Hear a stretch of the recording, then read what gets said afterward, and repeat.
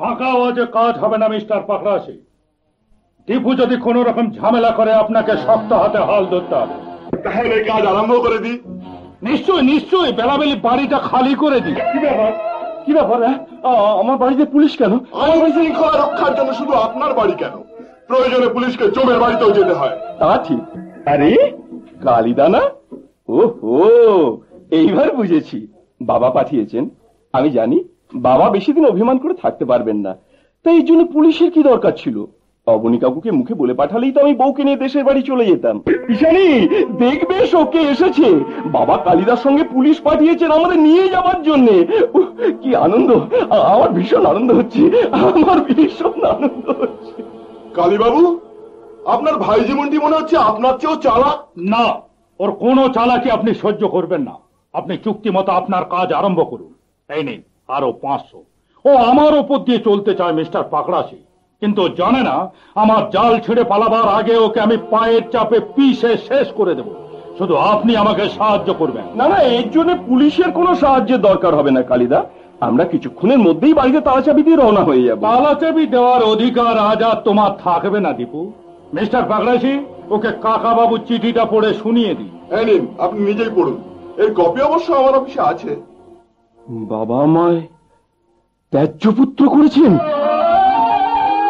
স্বেচ্ছায় না গেলে জোর করে যেন বাড়ি থেকে তাড়িয়ে দেওয়া হয়। না না, জোর করে তাড়িয়ে দিতে হবে না, আমি স্বেচ্ছায় চলে যাব। বাবার আদেশ কি আমি অমান্য করতে পারি? তবে কিছু সময় দিতে হবে।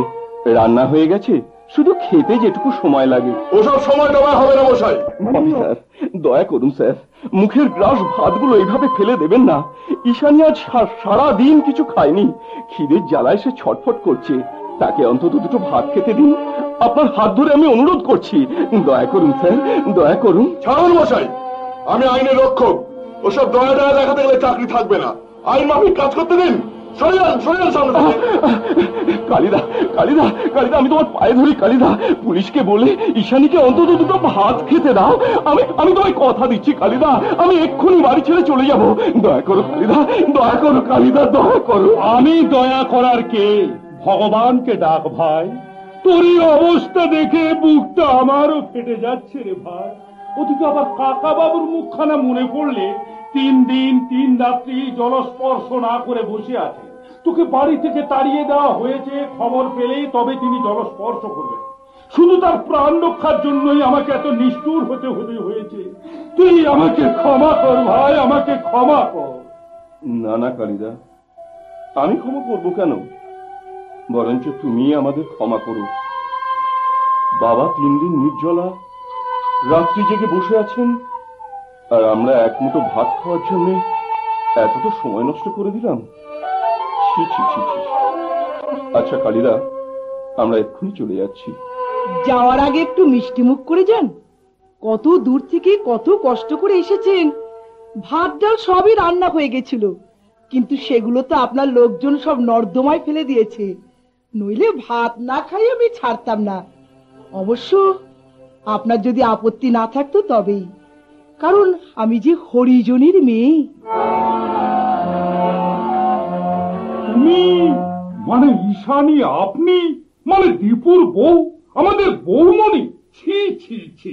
হ্যাঁ রে দীপু, অভাবে পড়েছিস বলে কি বুদ্ধি শুদ্ধি সব লোপ পেয়ে গেছে? বৌমা ঘরে আছে একথা আগে বলবি তো।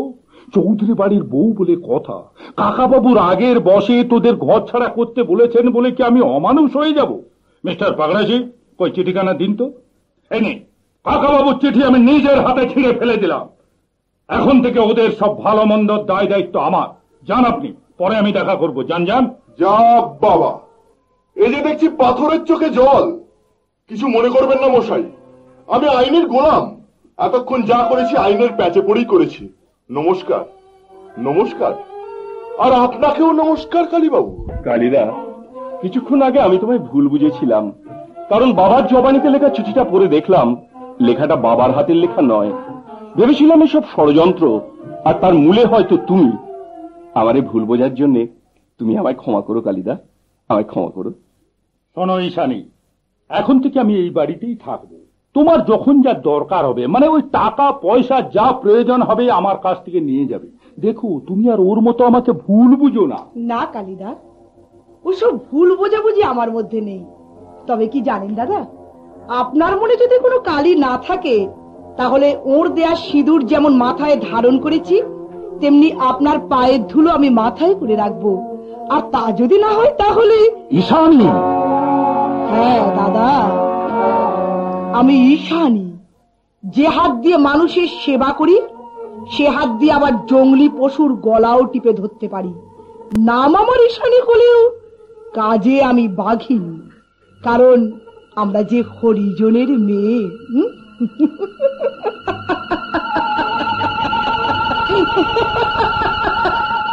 বাঘিনী।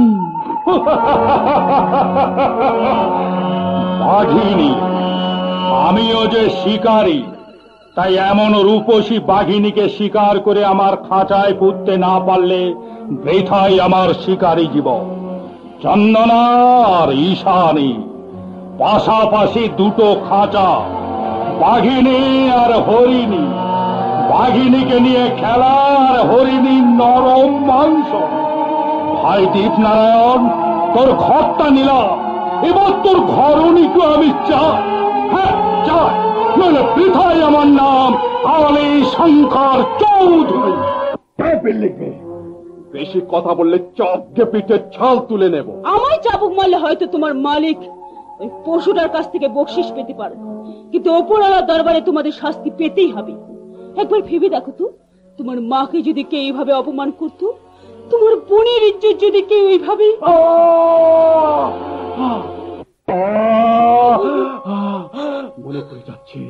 মনে পড়ে যাচ্ছে সেই কণ্ঠস্বর, সেই আত্মচিৎকার, আমাকে বাঁচাও ভাই, আমাকে রক্ষা করো ভাই। কিন্তু আমি পারিনি, আমি তাকে রক্ষা করতে পারিনি। তুমি কার কথা বলছো? কাকে রক্ষা করতে পারোনি? আমার বোনকে। সেদিন গভীর রাত্রে ঘোর অন্ধকারের মাঝে হঠাৎ আমাদের হরিজন পাড়ার আকাশটা লালে লাল হয়ে উঠল, আমাদের ঘরটাও আগুনে পুড়ে ছাই হয়ে গেল। আর সেই সুযোগে ওই কালীশঙ্করের মতন একজন ডাকাত এসে আমার বাবা মাকে খুন করে আমার যুবতী বোনটাকে লুট করে নিয়ে গেল। সেগুলো শত কোলাহলের মধ্যে রাত্রির অন্ধকারকে ভেদ করে আকাশ বাতাসকে কাঁপিয়ে আমার বোনটাও চিৎকার করে বলে উঠেছিল, আমাকে বাঁচাও ভাই, আমাকে রক্ষা করো ভাই।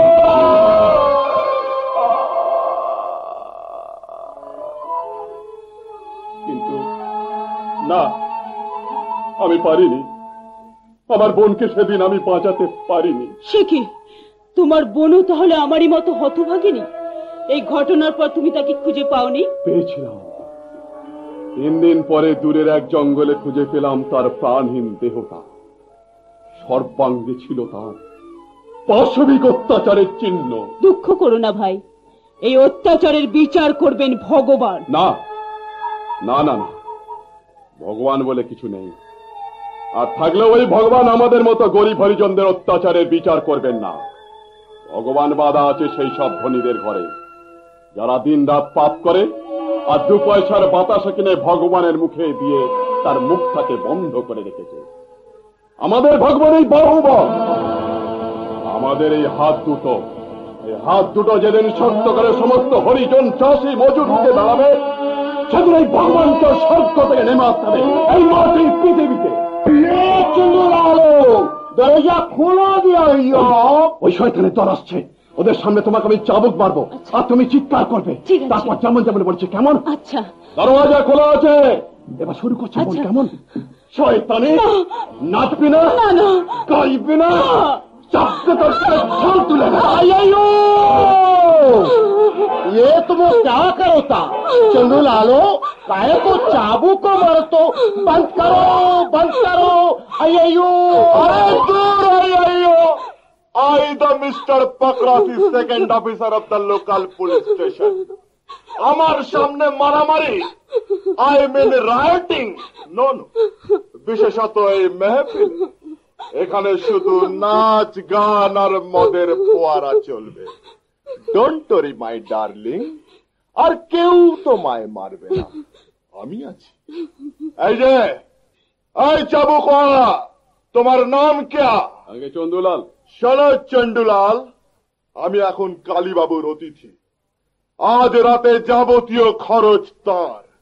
जाओ चाबुक रखे मत ले आओ। अयो ये आपू क्या बोलो था मिस्टर पकरासी? आपू क्या और पिएगा यो? हाँ पिएगा, आज सारा रात मौत पिएगा, नाच देखेगा, गान सुनेगा और चंदना साथे स्फूर्ति करेगा। बुझा है? जाओ चाबुक रखे मत ले आओ। ले आता चंदू जाओ ले आओ। यो पकरासी बाबू आपू के घर में नहीं जाना यो, बहुत तो रात हो गया। देखो गुंडा राव। गुंडा नहीं, मेरा नाम गुंडू राव। गुंडा राव नहीं गुंडू राव। गुंडा राव ठीक है भाई ठीक है। देखो गुंडा राव, बेशी चालाकी करेगा तो तुम्हारे सांप काटा के जेल खटाएगा। अयो यो बात अपू काय को बोलो था? हमो क्या कसूरो किया यो? मैं মানুষের গায়ে হাত দিয়া আমি নিজের চোখে দেখা है এ বাড়িতে মেয়েদের উপর অত্যাচার हम সহ্য नहीं करेगा। তাহলে আমার কথা শুনুন বাবু, এরা আমাকে যে কাজের জন্য রেখেছে তুমি তাই করবে। এখন থানা ছোট বাবুকে খুশি করো, নাচো গাও। ঠিক আছে। हाँ नाचो गाओ। মধুরাতে মধুরাতে ফুরালে দেখি ঝরে গেছে ফুল, মধুরাতে ফুরালে দেখি ঝরে গেছে ফুল। যে ছিল সজনে সে তো, যে ছিল সজনে সে তো ভেঙে দিল ভুল, হায় ভেঙে দিল ভুল। মধুরাতে ফুরালে দেখি ঝরে গেছে ফুল, মধুরাতে ফুরালে দেখি ঝরে গেছে ফুল।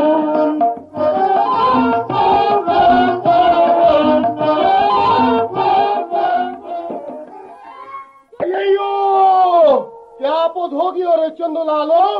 यो कम बन गया। मेरा चंदना को यारो बगल में एक दफे सुता दियो। या ऐसे यो अयो जल्दी करो। यो चंदुलालो बना दियो। यो ठीक यो अभी हम एक तो फोटो खींचेगा। या बन गया। चंदू ले जाओ साले को वो कमरा में सुता दियो। ठीक है। साले गिद्धर के बच्चे हमको जेल खटाएगा। अब उस साले कुत्ता को सामने हमें ये सेल फटाएगा। यो चलो लाइयो, एक बात याद रखो, कुत्ता लोग तुमको नहीं बचाएगा। तुमको यदि भगवान बचाएगा तो ठीक ही हुआ यो, और भगवान यदि नहीं बचाएगा तो मैं तुमको जरूर बचाएगा यो। अयो 12 बज गया। Good night. আমিও ভাবতে পারিনি কাকা বাবু দীপু এতটা উদ্ধত্ত দেখাবে। আমাকে দিয়ে সই করিয়ে ব্যাংক থেকে টাকাটা তুলে নিয়ে চলে যাচ্ছিল। আমি তখন তার হাত দুটো ধরে বললাম, ওরে দীপু, বৌমাকে নিয়ে আমার সঙ্গে চল, সবাই মিলে কাকা বাবুর পায়ের তলায় কেঁদে পড়ে ক্ষমা চাইব। তুই তার একমাত্র পুত্র, তোকে কিছুতেই ফেলে দিতে পারবেন না, বরং আদর করে বুকে তুলে নেবে। তার উত্তরে সে বলল, পায়ে ধরতে যাব কোন দুঃখে? আমি লেখাপড়া শিখেছি, আইন জানি, দরকার হলে ওর পা দুটো লাঠির বাড়ি মেরে ভেঙে দেব, আইনের জোরে সম্পত্তির দখল নেব। এত দূর স্পর্ধা? শুধু তাই নয় কাকা বাবু, বলে কিনা বাবা বুড়ো হয়েছে, ভীমরতি ধরেছে, কাঠ গোড়ায় দাঁড় করে বুড়োকে পাগল প্রতিপন্ন করব। তারপর যতদিন না ওকে পাগলা গারদে পাঠাতে পারছি ততদিন ওই বাড়িতে আমি পাই রাখবো না। একটা কথা বলছিলাম কাকা বাবু, যতই হোক দীপু আপনার একমাত্র সন্তান, একটা ভুল না হয় করেছে, তাই বলছিলাম এত বড় শাস্তি না দিয়ে এবারের মতো তাকে ক্ষমা করে দিই। ক্ষমা? তুমি বলছো কি কালীশঙ্কর? সে আমাকে পাগলা গারদে পাঠাবে, লাঠির বাড়ি মেরে আমার পা দুটো ভেঙে দেবে, আর তুমি তাকে ক্ষমা করতে বলছো? বলছিলাম তার কারণ সে তো প্রকৃতিস্থ অবস্থায় একথা বলেনি। তার মানে তার কি মাথার কোনো গোলমাল? না, মাথার গোলমাল নয়, তবে আমার সঙ্গে যে ব্যবহার করেছে সবই মাতাল অবস্থায় করেছে। দীপু মদ খায়? শুধু কি মদ কাকা বাবু, খারাপ পাড়ার কতকগুলো মেয়ে ভাড়া করে এনে ওই সব মস্তান বন্ধুদের সঙ্গে বাড়ির মধ্যে সেটা কি অশ্লীল ব্যবহার দেখে শুনে আমার কান্না পাচ্ছিল কাকা বাবু। এসবের মূলে আমাদের বৌমার বড় ভাই অনাদি, তারই ষড়যন্ত্রে আমাদের দীপু এমন হয়ে গেল। তাই আমি ভেবেছি কাকা বাবু, খাজনা আদায়ের নামে আমিও প্রতিশোধ নেব। যেমন করে হোক আমাদের দীপুকে আমাদের বুকে ফিরিয়ে আনতেই হবে। যা ভালো বোঝো তাই করো কালী। আমি তোমার হাতে ধরে অনুরোধ করছি কাকা বাবু, আমার টাকা যাক, সম্পত্তি যাক, সব যাক, তার বিনিময়ে যদি পারো আমার আমার দীপুকে আমার বুকে ফিরিয়ে এনে দিও। আমি কথা দিচ্ছি কাকা বাবু, আমি প্রাণপণ চেষ্টা করব। আপনি আর উত্তেজিত হবেন না, চলুন বিশ্রাম করবেন, চলুন। বিশ্রাম করব কালীশঙ্কর, এবার চিরবিশ্রামের জন্য মনটাকে প্রস্তুত করব। জানো কালী, আমার যেন মনে হচ্ছে আমার এই দেহে রক্ত, মাংস, মজ্জা, হৃৎপিণ্ড বলে কিছু নেই। চারিদিক থেকে শুধু হাহাকার আর শূন্যতা গ্রাস করতে চাইছে। বুকের মধ্যে একটা বিরাট অগ্নিশিখা আমার জ্বলিয়ে পুড়িয়ে ছাই করে দিচ্ছে। মৃত্যুর করাল গ্রাস যেন আমার হাতছানি দিয়ে ডাকছে। এবার আমি যাব কালী সেই বিশ্রামাগারে, যেখানে গেলে ভুলে যাব পুত্র শোক, মান অভিমান। আজ আমার কেউ নেই কালীশঙ্কর, আমার কেউ নেই। তুমি কি করলে? এত ভাবছি ভগবানও সইবে না। পুরো মানুষের চোখের জলে সব ধ্বংস হয়ে যাবে। পুত্র স্নেহে অন্ধ হয়ে মানুষটা তোমাকে সর্বস্ব দিতে চাইছে, আর তুমি তাকে এভাবে আঘাত করলে। তার বউ ছেলের জন্য কুৎসা রটনা করে মানুষটাকে মেরে ফেলতে চাইছো। তাহলে তুমি? হ্যাঁ গো, তোমার পাপের সমুদ্রে আমার জীবনতরীটা ভাসিয়ে দিয়ে ভেবেছিলাম হয়তো কোনোদিন পুণ্যতরা গঙ্গা স্নান করিয়ে ছোট্ট একটা সংসার গড়ে তুলবো, সেখানে সুখ না থাক শান্তি থাকবে। কিন্তু আজ বুঝলাম এই জীবনে তারা সম্ভব নয়। তবু তুমি যে আমার স্বামী, পরম পূজনীয়, তাই হে পতি দেবতা, তোমার মতো স্বামীর চরণে আমার শতকোটি প্রণাম। বুঝলাম ব্যঙ্গ করে গেল, কিন্তু মানেনি তুমি আমাকে ঘৃণা ভরে প্রণাম না করলেও প্রয়োজনে ঘাট ধরে তোমার মাথাটা নুইয়ে দেব আমার পায়ের তলায়।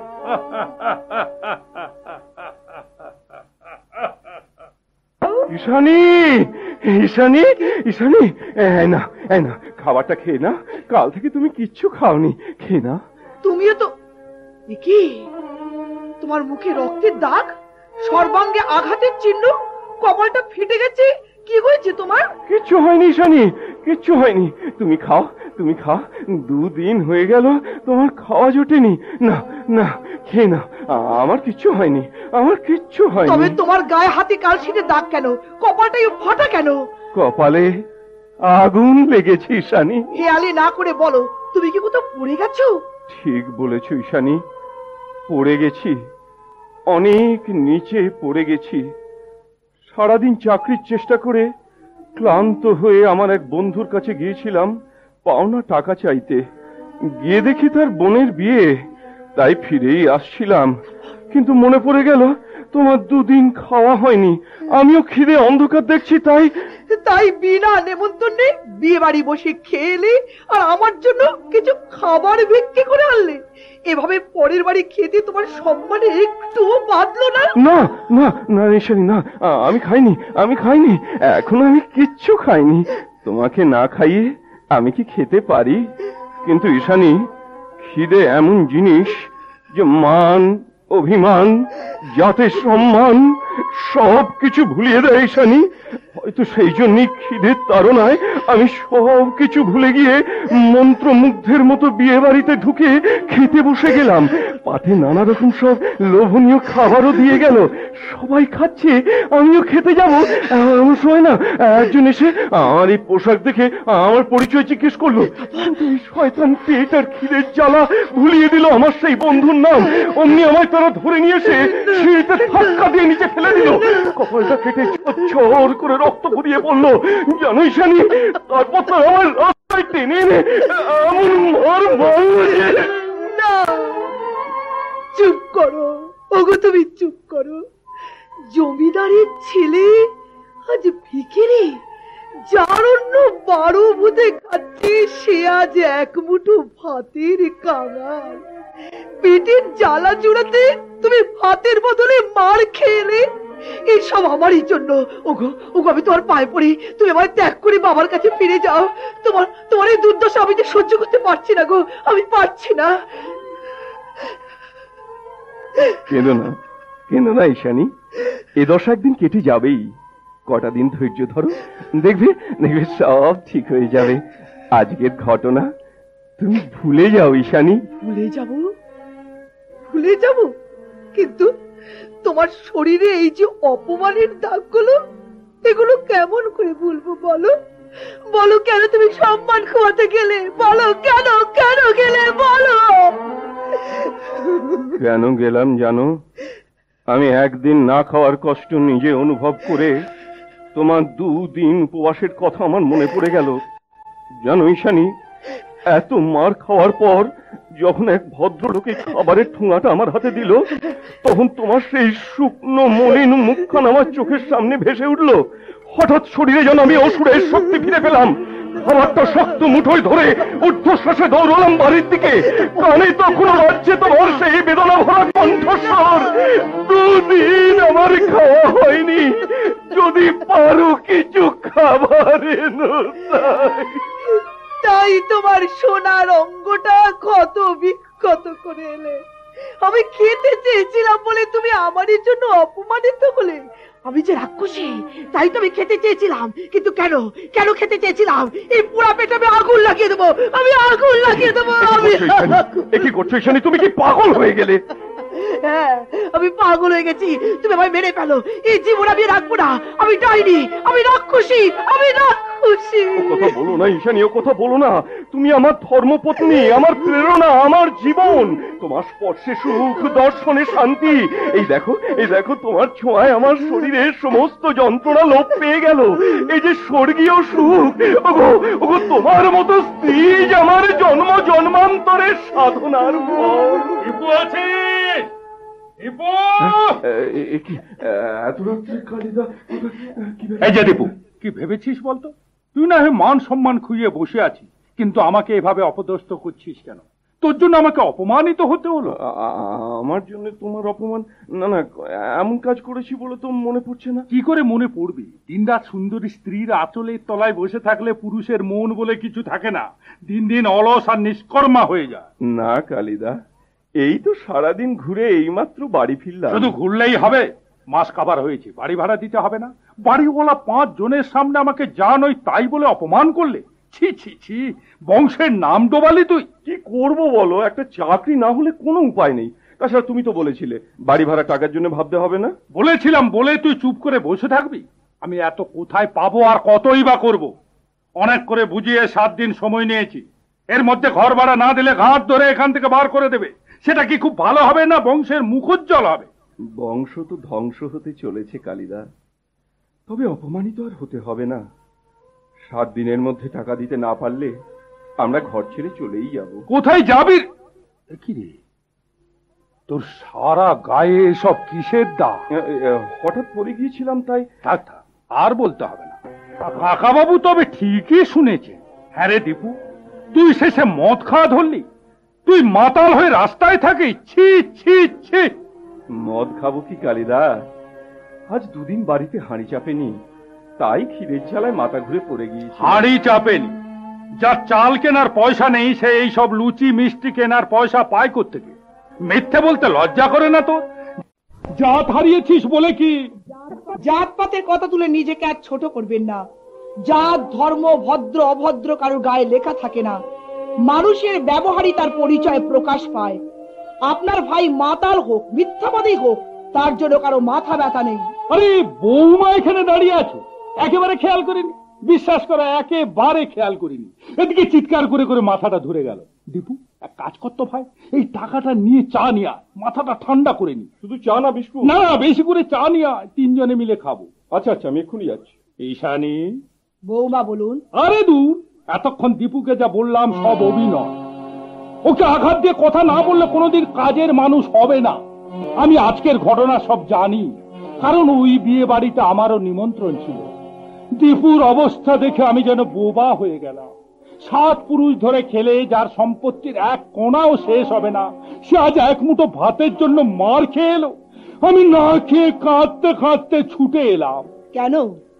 পাওনা নিতে না কাটা ঘায়ে নুনের ছিটে দিতে? তুমি বলছো কি ঈশানী? দীপু আমার মায়ের পেটের ভাই না হলেও আমি তাকে প্রাণের চেয়ে বেশি ভালোবাসি। তার জন্য কাকা বাবুর সঙ্গে কত লড়াই করলাম। শুধু তাই নয়, আমি প্রতিজ্ঞা করেছি 3 মাসের মধ্যে তোমাকে পুত্রবধূর সম্মান নিয়ে যদি কাকা বাবু ঘরে তুলে না নেন তাহলে। থাক, যথেষ্ট করেছেন, এর জন্য আমরা কৃতজ্ঞ থাকব। কিন্তু বুঝতে পারছি না আপনি কেন আমাদের জন্য এত করছেন। কারণ শুনেছি তো সব সম্পত্তি আপনি লিখিয়ে না নিয়েছেন। না, লিখিয়ে নিইনি। তিনি দীপুর উপর রাগ করে আমার নামে সব লিখিয়ে দিয়েছে। আর তিনি আমার নামে সব লিখিয়ে দিয়েছেন বলে কি আমি সব সম্পত্তি ভোগ করব ভেবেছো? ছি ছি ছি, ওই বুড়োটা মরলেই আমি সব তোমাদের ফিরিয়ে দেব।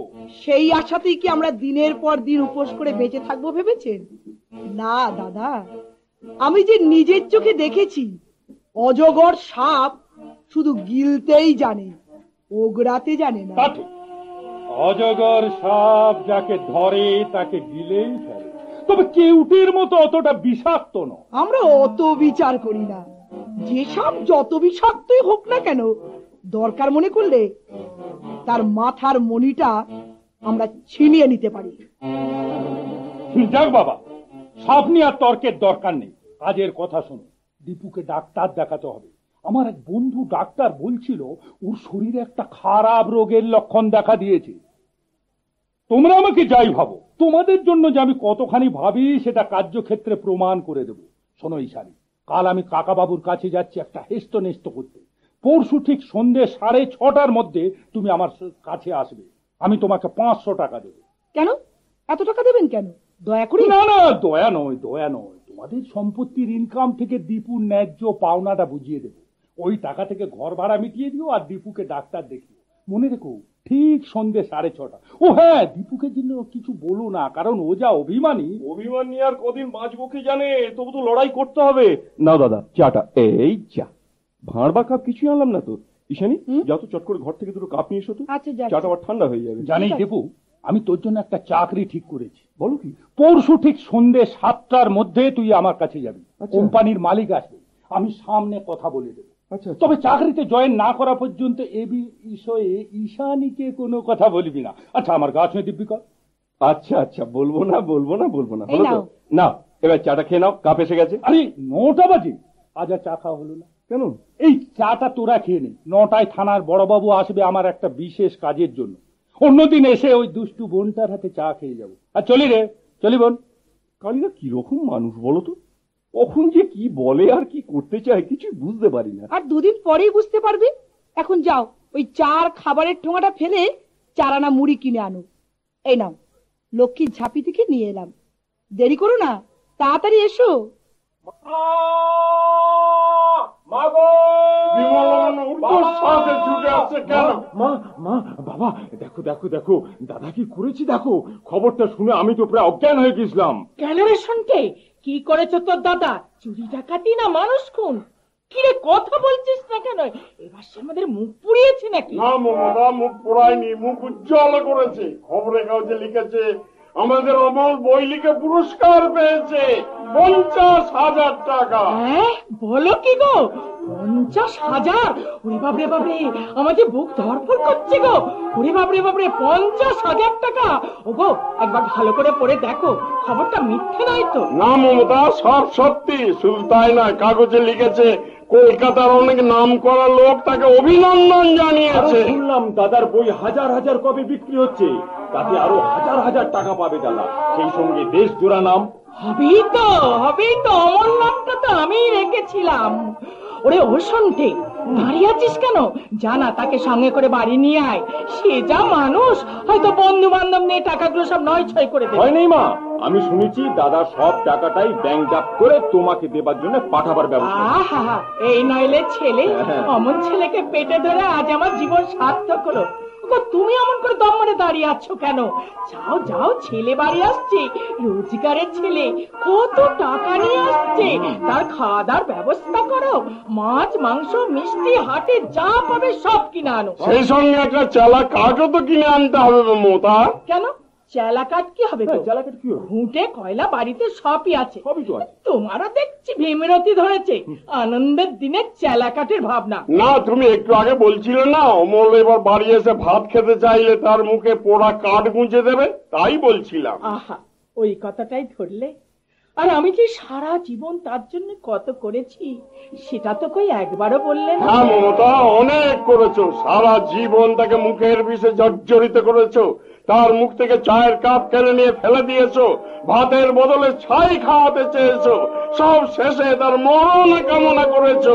ভালোই করেছো মমতা, তুমি যে তার মমতাময়ী মা। তুমি চুপ করবে না তোমার পায়ে মাথা খুঁড়বো? কতদিন পরে ছেলেটা বাড়ি আসছে, কোথায় তার জন্য ভাববে, তা নয় পুরনো কাসন দিক হাঁটতে শুরু করে গেল। যাও যাও, হাঁটে যাও। এখন হাটে গিয়ে কি হবে? দাদাকে বাড়িতে আসুক, তারপর যা করবার করো। তুমি বরং এক কাজ করো বাবা, দাদার জন্য একটা রাজমিস্ত্রি ডাকো। দাদার জন্য একটা পাকা বাড়ি তৈরি করতে হবে, যেখানে বসে দাদা শুধু লিখবে। বুঝলে মা, বুঝলে মা? একটা পাকা ঘর, সামনে দালান, উঠানে নানা রকম ফুলের গাছ, আর ঘরের পেছনে হ্যাটকোট পরে একটা টুলে আমি বসে থাকবো। দাদা লিখতে লিখতে ডাকবে, শুনতে জানি আয়। আমি দৌড়ে যাবো রান্নাঘরে চা আনতে। না, তুই রান্নাঘরে যাবি না। এভাবে টাকা পয়সা আমি নষ্ট হতে দেব না। ওসব ঘর বাড়িও হবে না। সোনা কিনবো, সোনা, যা আপদে বিপদে ডাকলে সাড়া দেবে।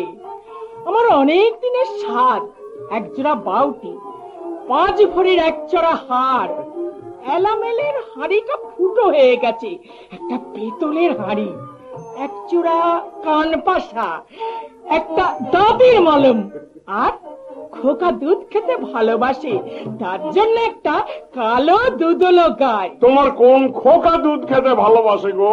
বারে, ছোটবেলায় অমলকে আমি খোকা বলে ডাকতাম না, নেকা, যেন কিছুই জানেন না। থাকো সব কথা, এখন কখন আসে দেখো।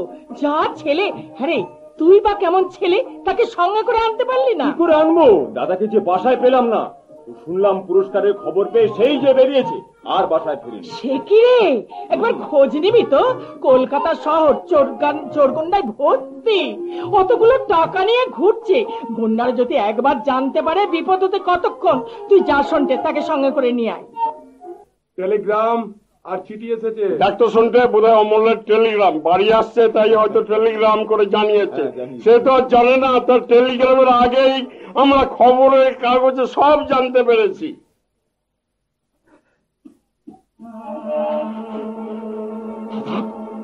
দাদা, এ তুমি কি করেছো? দাদা, এ তুমি কি করলে? কি করেছিলে? টাকাটা হারিয়েছে তো, জানি এমনটা হবে। সবই কপাল, আমার সবই কপাল। আর ছেলেটি হচ্ছে তেমনি, একেবারে রামপাটা। টাকাগুলো নিয়ে সঙ্গে সঙ্গে বাড়ি চলে আয়, তা নয় দিলে সর্বনাশ করে টাকাগুলো হারিয়ে। না মা, না না মা, না, টাকা হারায়নি মা। দাদা, দাদা হারিয়ে গেছে। দাদা বৃষ্টি আত্মহত্যা করেছে। কি বললি? খোকা আত্মহত্যা করেছে? বিষ খেয়েছে? বিষ! অমল, তুই চলে গেলি। আমার আশা, আমার ভরসা, আমার স্বপ্নের সৌধ অকাল ভূমিকম্পে ধূলিসাৎ হয়ে গেল। মৃত্যুর আগে দাদা লিখে গেছেন, পূজনীয় মা, তোমার আঘাত আমার জীবনে আশীর্বাদ হয়ে মাথায় ঝরে পড়েছে, তাই আমি সফল হতে পেরেছি। আমার পুরস্কারের সব টাকা তুমি আর বাবা নিও। মাগো, তুমি আমায় বলেছিলে ট্রেনে মাথা দিয়ে মরতে কিংবা বিষ খেয়ে মরতে। তুমি আমার স্বর্গাদপি গরিয়সী জননী। তোমার কথায় কি আমি অবাধ্য হতে পারি মা? বাড়ি থেকে আসবার সময় তোমাদের পায়ের ধুলো মাথায় নিয়ে আসতে পারিনি, তাই দূর থেকে তোমাকে আর বাবাকে প্রণাম জানিয়ে চিরদিনের মতো আমি চলে যাচ্ছি। হতভাগ্য তোমাদের। মাগো, দাদাকে তোমরা চিরদিন বঞ্চনার আঘাতই করেছো। তার রোজগারের 50,000 টাকা তোমরা পাবে মা। তার বিনিময়ে একবার অন্তত কাঁদো মা। তার আত্মার উদ্দেশ্যে 2 ফোঁটা চোখের জল ফেলে তাকে কৃতজ্ঞতা জানাও। কাঁদো মা, একবার তুমি কাঁদো মা, একবার তুমি কাঁদো মা, একবার তুমি কাঁদো।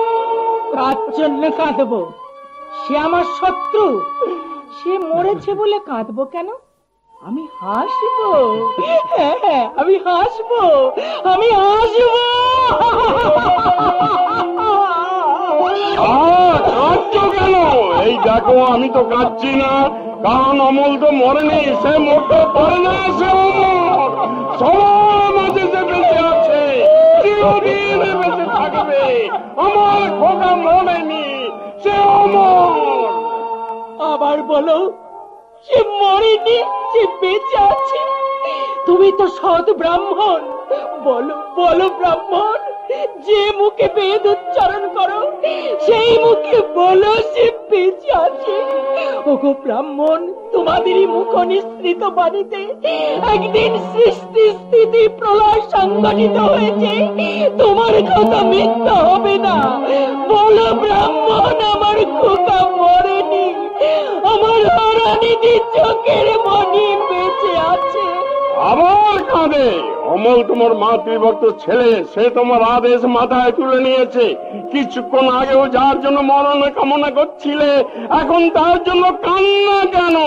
কাঁদবো তো আমি, সে আমার বুকে শেলের আঘাত এনেছে। কত আশা, কত কল্পনা নিয়ে আধ পেটা খেয়ে উপবাস করে তাকে আমি মানুষ করেছিলাম। আর তুমি, হ্যাঁ তুমি আমার স্বপ্ন ভেঙে দিলে, তুমি আমার খোকাকে খুন করলে। তুমি মানব মমতা, তুমি রাক্ষসী, রাক্ষসী। হ্যাঁ হ্যাঁ, আমি রাক্ষসী।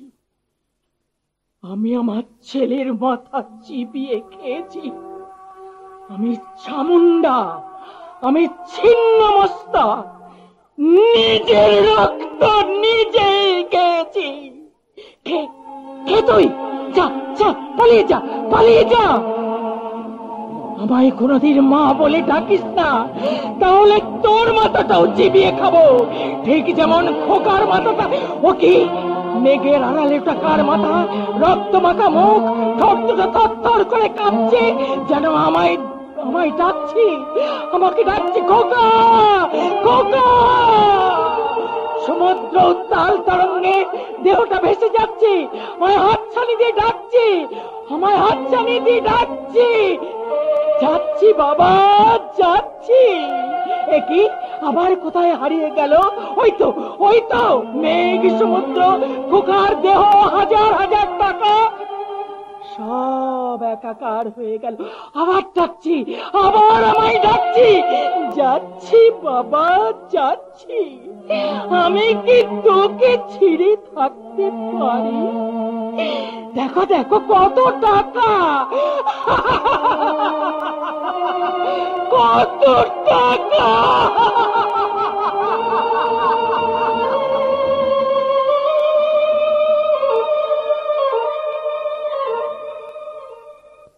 একটা পয়সা দেবেন বাবু, একটা পয়সা। অনেকদিন কিছু খেতে পাইনি বাবু, দিন না বাবু, একটা পয়সা দিন না বাবু। বাবু, বাবু, না, চলে গেল, কেউ শোনে না। বাবু, বাবু, একটা পয়সা দিন না বাবু। অনেক দিন আমি ভালো করে খেতে পাইনি। আপনি যা কাজ করতে বলবেন আমি তাই করে দেবো।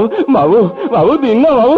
বাবু, না না, ওই যে একজন মা যাচ্ছেন, ওকে বলি, মাগো, মা, মাগো, আমি অনেক দিন ভালো করে খেতে পাইনি মা। মাগো, বড্ড খিদে পেয়েছে মা। মাগো, দুটি খেতে দিন না মা। আর পারি না, আর খিদের জ্বালা সহ্য করতে পারি না। দীপনারায়ণ চৌধুরী, তুমি আর কত নিচে নামবে? আরে দীপু, এতদিন কোথায় ছিলি? আমি তোকে খুঁজে খুঁজে হায়রান হয়ে যাচ্ছি। যাক, ভালোই হয়েছে। এখন এই কাগজগুলো সই করে দে। তোর বাবার নামে মামলা রুজু করতে হবে। তারপর দেখবি সুসুর করে সব সম্পত্তি তোকে ফিরিয়ে দিতে বাধ্য হবে। না, সই করে দে। বাহ কালিদা, বাহ, তুমি আমাকে পথের ভিখারি সাজিয়েছ। ঈশানীকে আমার কাছ থেকে ছিনিয়ে নিতে চেয়েছ। এত করেও তুমি শান্তি পেলে না। শেষে আমাকে তোমার স্ত্রীর খুনের আসামি বানাতে চাইছো। তুই দেখছি সত্যিই পাগল হয়ে গেছিস। আরে এটা তো কোর্টের কাগজ। হ্যাঁ, আর এই কাগজে লেখা আছে, প্রতিহিংসা চরিতার্থ করতে সুস্থ মস্তিষ্কে বকুলকে খুন করেছি আমি। হ্যাঁ, খুন করেছিস তুই, বকুলকে খুন করেছিস।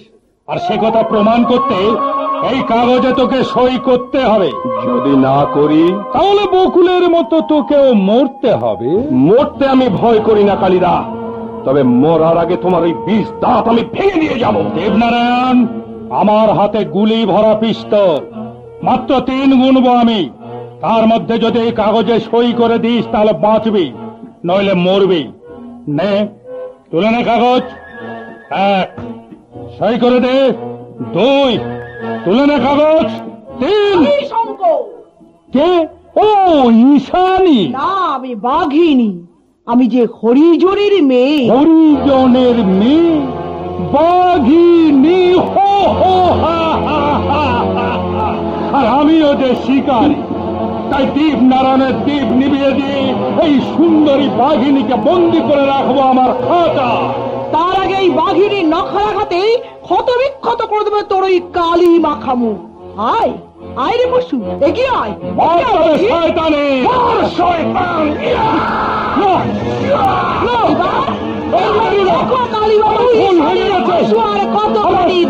সৎভাবে বাঁচতে দাও, আমাকে বাঁচতে দাও, তোমরা আমাকে ক্ষমা করে দাও। ঈশানী, না না, আমি ছাড়ি নই, আমি হরিজনের মেয়ে। আমার হাতে রক্ত থেকে হাসুয়া, রক্ত না পেলে খাচ্ছে হবে না। রক্ত দাও কালীবাবু, রক্ত দাও। না, আমি ঈশানী নই, আমি হরিজনের মেয়ে।